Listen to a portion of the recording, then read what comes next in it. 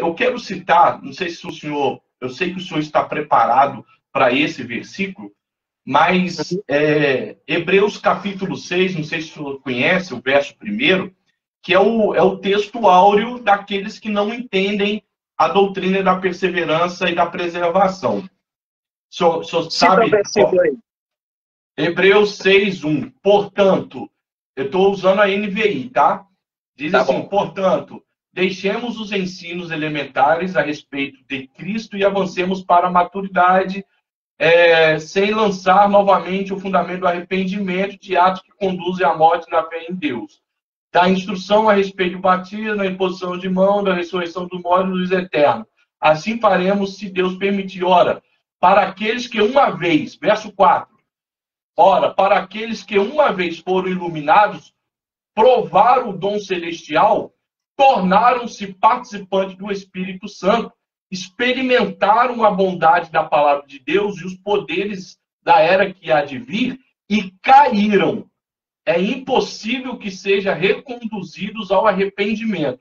Ou seja, a carta aos Hebreus aqui está dizendo, o escritor da carta aos Hebreus está dizendo de pessoas que participaram, experimentaram a bondade da palavra de Deus, os poderes da era que há de vir, foram participantes do Espírito Santo.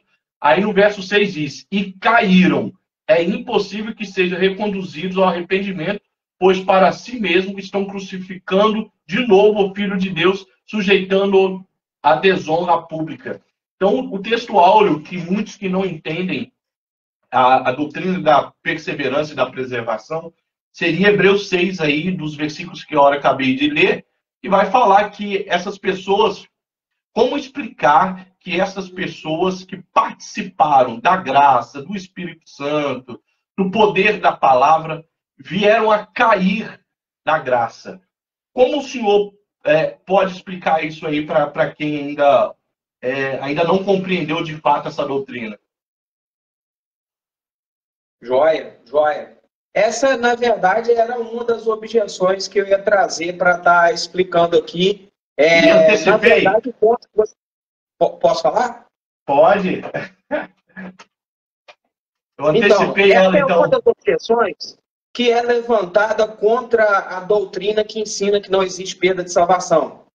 O ponto principal, o ponto-chave, está lá em Hebreus capítulo 6, versículo 4 ao 6, que vem a citar essa proposta que você fala, que é impossível, uma vez os que foram iluminados e provaram o dom celestial e caíram, sejam outra vez renovados para o arrependimento. Bom, o primeiro ponto é que o arminiano que vem trazer esse ponto como argumento de que ali está pressuposta a perda de salvação, ele também vai ter dificuldade com a defesa do próprio argumento dele, que é arminiano, em dizer a questão do retorno à graça pela busca. Porque o texto aqui está falando que é impossível que eles sejam renovados ao arrependimento. Você está entendendo aí? Ou seja, então, o arminiano ele tem mais problema, o pelagiano tem mais problema com essa porção da Bíblia do que o calvinista. O calvinista, ele, quando chega diante desse texto aqui, ele sorri e compreende o texto, já numa palavra-chave que está falando no texto. Professor Marcos Barbosa, aí o texto não está falando de o eleito, o escolhido, o predestinado, o salvo, o chamado. O texto está falando daqueles que somente foram iluminados. O texto está falando daqueles ímpios que vêm a passar pelo meio de nós, daqueles que acabam sendo iluminados pela palavra de Deus. Eles provam, eles acabam provando do dom celestial. Por exemplo, Judas, o predestinado a trair, né? Judas, ele provou do pão e do vinho à mesa de Cristo. Ele foi iluminado por Cristo com os ensinamentos de Cristo. Mas ele não estava, Marcos, conectado a Cristo na salvação da predestinação, Marcos. Ele não era um eleito para a salvação. Então, assim como o próprio Satanás, o Satanás também é aquele que provou o dom celestial. Ele provou estar diante de Deus. Ele experimentou a maravilhosa presença de Deus. Ele experimentou estar iluminado por Deus por um tempo. Mas não era o destino dele, irmãos. O fato da pessoa ser iluminada, como está nesse texto, Satanás é um dos exemplos desse texto de Hebreus capítulo 6, versículo 4 ao 6. Porque, olha só, ponha Satanás nesse texto e observe o texto. É impossível que uma vez que ele foi iluminado, provou o dom celestial, e aí ele caiu, ele seja outra vez renovado ao arrependimento. Satanás é que é um exemplo desse texto. Os réprobos é que são exemplo desse texto. Aqueles que não são co-herdeiros com Cristo é que estão alocados nesse texto.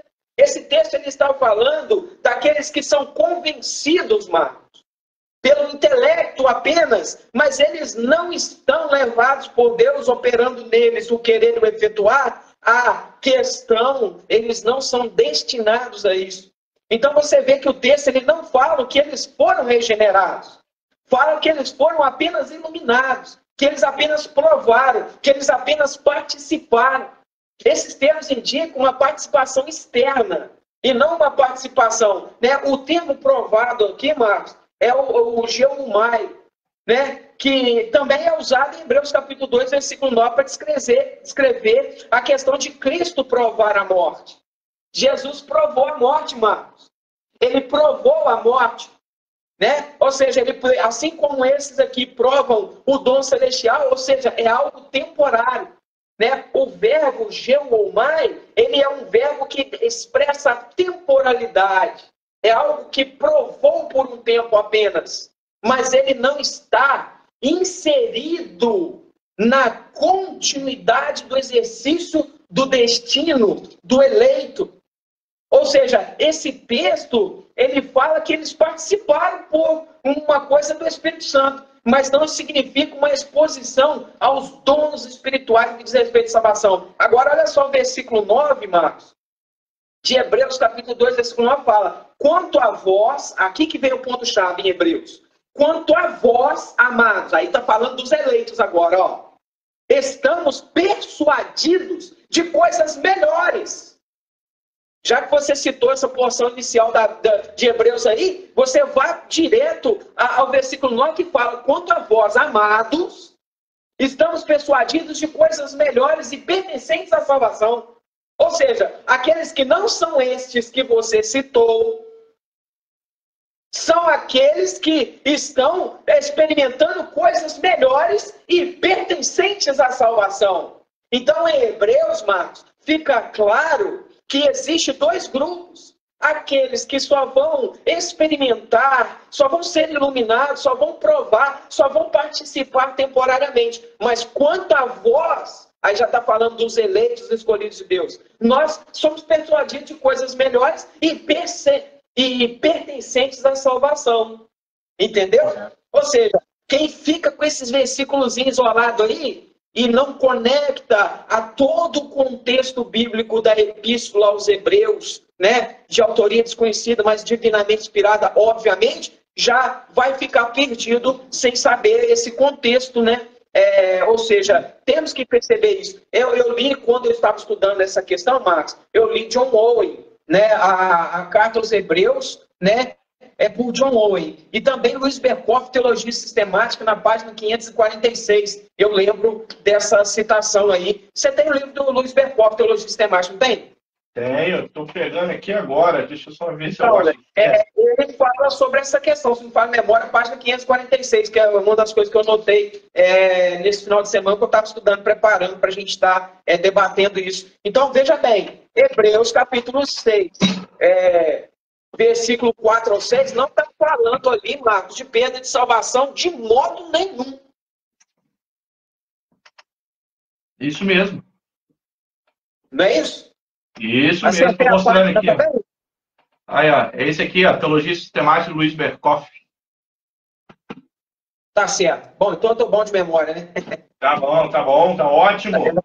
Ô Marcos, eu gostaria de, já que você está apimentando aí, julgando essa questão aí, Marcos, lembrar, Marcos, o versículo lá Apocalipse, né, o Marcos, que fala a respeito, você estava citando sobre o livro da vida, você lembra? Você citou aí um pouco antes da gente falar.